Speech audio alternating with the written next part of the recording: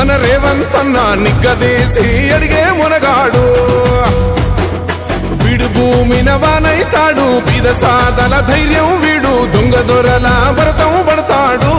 మన రేవంతన్న పేద ఇంటికి పండుగ తెస్తాడు